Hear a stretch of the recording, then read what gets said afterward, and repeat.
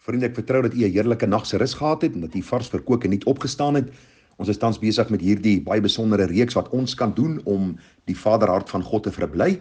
En die wat saam met ons volg, sal weet dat ons gister bietjie gepraat het daar uit Kolossense, die 3de hoofstuk, die 13de vers. En daar staan: verdra mekaar en vergewe mekaar as die een teen die ander 'n klag het.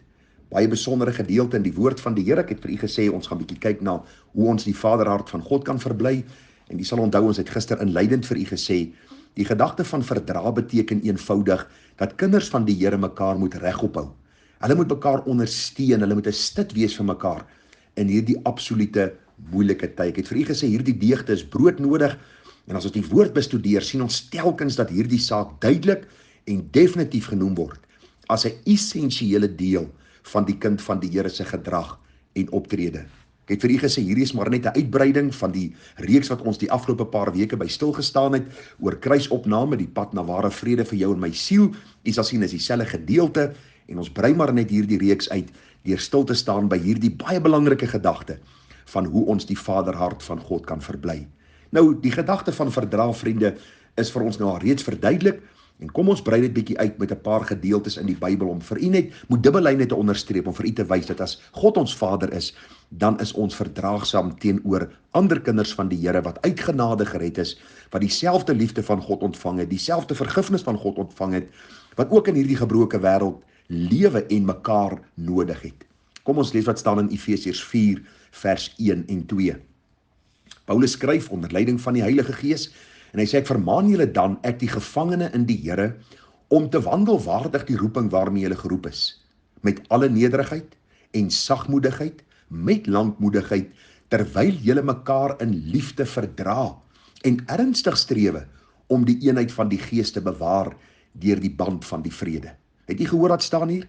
Paulus is 'n gevangene, hy skryf vanuit die gevangenis, hy skryf aan die kinders van die Here, en hy sê vir hulle: wandel waardig die roeping waarmee julle geroep is. Elke kind van God het 'n roeping op sy lewe. Wat is hierdie roeping? Om Vader te verheerlik, om eer te bring op die naam van die een wat my uit genade kom red het. Hoe moet ek dit doen? Die Bybel sê ek moet in alle nederigheid, met ander woorde, ek moet nie te veel van myself dink nie, in sagmoedigheid, so ek moet nie hard en ongenaakbaar optree nie, lankmoedigheid.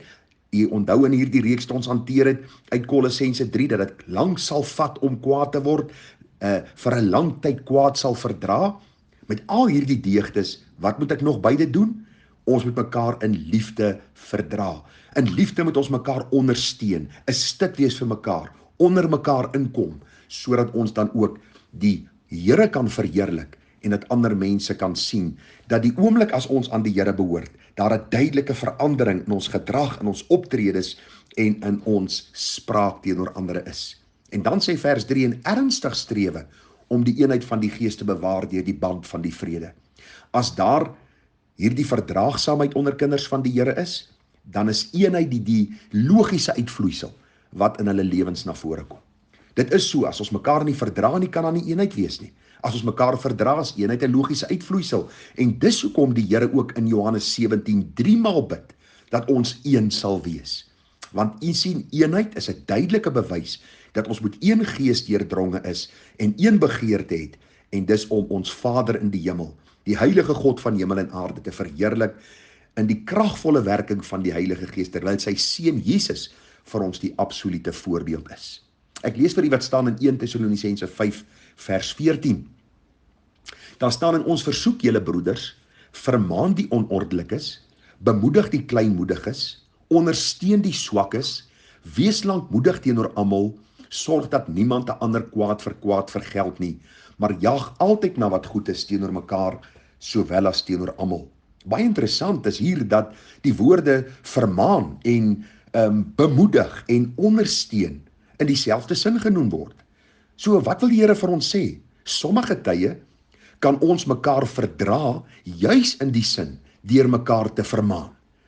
Jy verdra 'n broeder wanneer jy vir hom sê: luister, hierdie pad wat jy nou in jouself bevind, hierdie pad wat jy nou inslaan, is 'n pad wat vir jou skade en hartseer gaan berokken. So ek wil jou vermaan, dat jy jou sal bekeer tot die Here, dat jy sal terugkeer na die God van jou heil, dat jy hierdie Vader ophou sal bedroef wat jou gekoop het in die bloed van sy seun.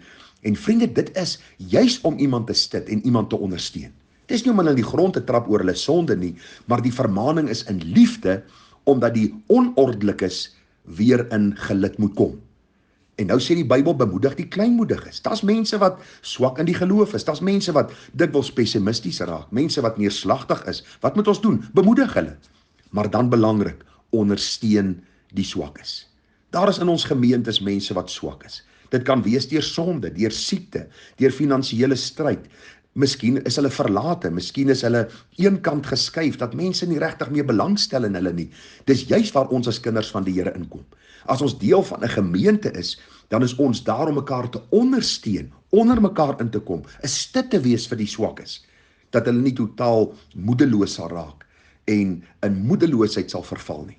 Ag, die afgelope tyd moes ek mense wat deur baie groot stryd gaan, bemoedig en ondersteun, juis om vir hulle ook te sê, ons is hier as kerk van Jesus, as kinders van die Here, om julle te dra in hierdie baie moeilike tye. En dan die belangrike gedagte, sorg dat niemand 'n ander kwaad vergeld nie. Vriende, onthou net een ding, daar is tye waar mense deur hulle aanhoudende patroon van sonde sal wys, hulle is nie kinders van God nie, en deur dit sal daar skeiding kom, daar sal verwydering kom, dit is so. Ons kan nie mense in hulle sonde verdra nie. Ons kan nie iemand wat aanhoudend blaatant in sonde verval en die waarheid van God se woord nie belangrik ag nie. Ons kan nie bly ondersteun nie. Ons kan nie blywend vir hulle stit wees nie. Daar's tye wat ons hulle moet vermaan en tye wat ons hulle moet afsny. Is dit miskien 'n streng opdrag wat die woord vir ons gee? Verseker. Die Here sê, as jy 'n broeder sien sondig, gaan vermaan hom. As hy luister, het jy jou broeder gewin. As hy nie luister nie, vat mense saam en waarsku hom. As hy nog nie luister nie, sê dit vir die gemeente, en as hy nog nie luister nie, skei hom af van die gemeente. En u sien, dit is die absolute standaard van 'n heilige God, wat ons in Matteus 18 vind. Daarom moet u die konteks van hierdie woordjie verdra mekaar reg verstaan.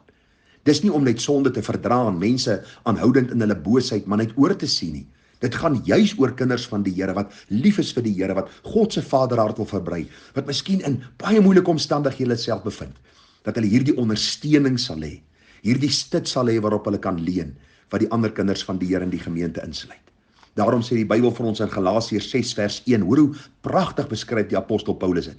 Hy sê, broeders, as iemand ewenwel deur een of ander misdaad oorval word, moet julle wat geestelik is, so een reghelp met die gees van sagmoedigheid, terwyl jy op jouself let, dat jy nie ook versoek word nie. Dra mekaar se laste en vervul so die wet van Christus.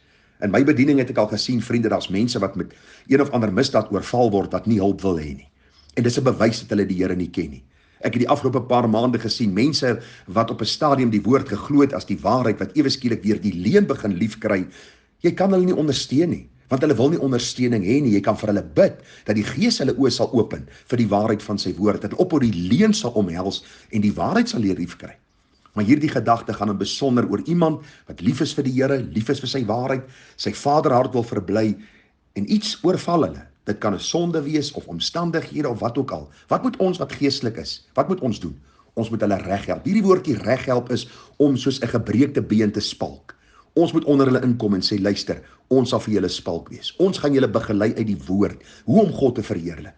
En dan sê die Bybel, let op jouself. Moenie 'n ander een probeer help terwyl jy self nie waak en bid nie. En dan dra mekaar se laste en vervul so die wet van Christus. Hoe wonderlik as ek die getuienisse hoor wat mense sê, ek is so dankbaar om deel van 'n gemeente te wees, want in hierdie moeilike tye was die gemeente die stit, die een wat my verdra het, wat my ondersteun het, wat my bemoedig het, en watter groot vreugde om deel te wees van die liggaam van Christus, om so ons Vader te verheerlik. Ek lees nog vir die een vers, en dan sluit ons af, Romeine 15 vers 1. En op ons wat sterk is, rus die verpligting om die swakhede te dra van die wat nie sterk is nie, en nie onsself te behaag nie. Jy sien, 'n gemeente gaan nie oor me, myself en I nie. Die gemeente gaan nie oor die predikant nie, dit gaan nie oor sy vrou nie, dit gaan nie oor die kerkraad nie, dit gaan nie oor die susters bestuur nie. Dit gaan oor dat ons elkeen sy taak sal vervul, en so hierdie verpligting sal nakom om die swakhede te dra van ander. Jy kan nie jou skouers optrek nie, jy kan nie verby die swakkes stap nie. Jy as kind van die Here moet onder die ander kind van die Here inkom. Dan sal ander sien dat ons God liefhet, dat ons een is, en so kan ons die vaderhart van God verbly. Romeine 15 vers 2, want elkeen van ons moet die naaste behaag met die oog op wat goed is tot stigting. Want ook Christus het homself nie behaag nie, maar soos geskryf is, die smaadhede van die wat u smaad, het op my geval. Wat 'n wonderlike voorbeeld is die Here Jesus net nie vir ons nie. Ja, die Fariseërs en Sadduseërs en daardie witgepleisterde grafte, hulle het Christus gehaat. Hoekom? Want hy het hulle vir hulle standaard voorgehou, dat hulle diensknegte moet wees, dat hulle die swakhede van ander moet dra, en hulle het nie daarvan gehou nie. Wat het Jesus gedoen?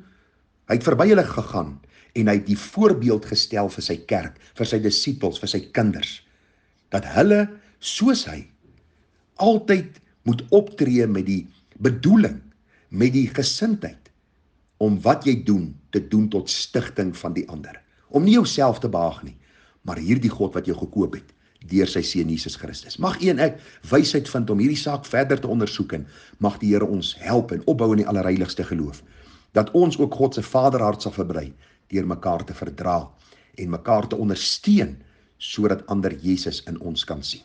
Baie groete by seën, mag die Here vir u versterk en bekragtig met krag uit die hoogte. Mooi dag vir u, tada.